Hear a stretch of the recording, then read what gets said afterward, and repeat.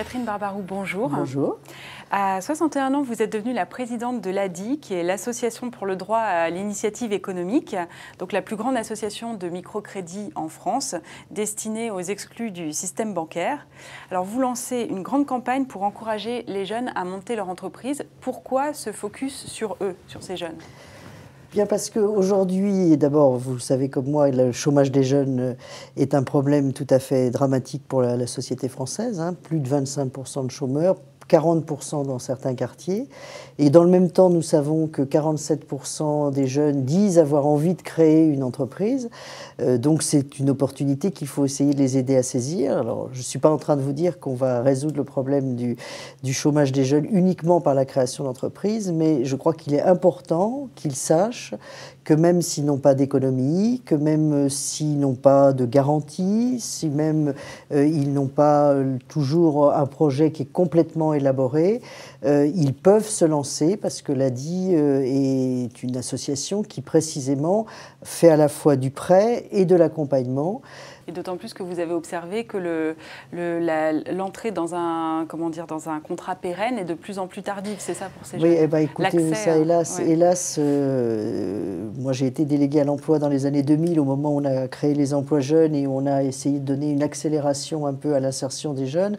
Mais là, aujourd'hui, on voit bien que on commence par des stages, on continue par de l'intérim, on décroche des CDD, on retombe dans l'intérim. Enfin, et souvent, et c'est encore pour moi ce qui me paraît le plus dramatique et au fond le plus grand gâchis pour la société française, c'est que souvent on finit par accepter un boulot qui est très largement en dessous des compétences qu'on a pu acquérir dans le système scolaire ou dans le système professionnel, dans les études qui ont été faites. Donc vous succédez à une personnalité très charismatique à la tête de l'ADI. Est-ce que vous-même, vous pensez l'être charismatique et est-ce que c'est une qualité importante pour le poste que vous occupez? Est-ce que ça se travaille aussi, le charisme?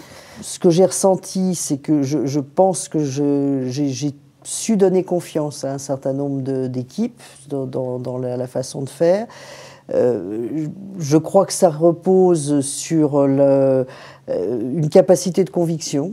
Je crois que le charisme, c'est pas quelque chose, je pense, ni qui s'apprend, ni qui se construit d'une manière qui serait un peu tactique ou un peu fallacieuse. Je pense que dans le charisme, il y a forcément de la sincérité. Je pense que dans le charisme, il y a un peu de courage quand même, c'est-à-dire que je crois qu'il faut à un moment donné effectivement assumer.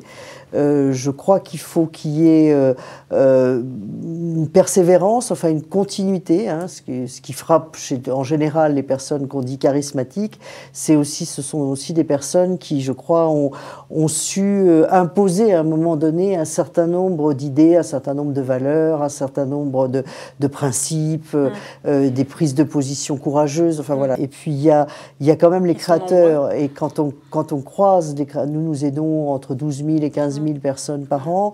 On va bientôt fêter notre 100 millième microcrédit. On sait qu'on a créé plus de 100 000 emplois. Donc moi voilà, j'ai l'impression que je suis portée aussi par les autres. Voilà. Merci beaucoup. Merci à vous de m'avoir accueilli. Merci.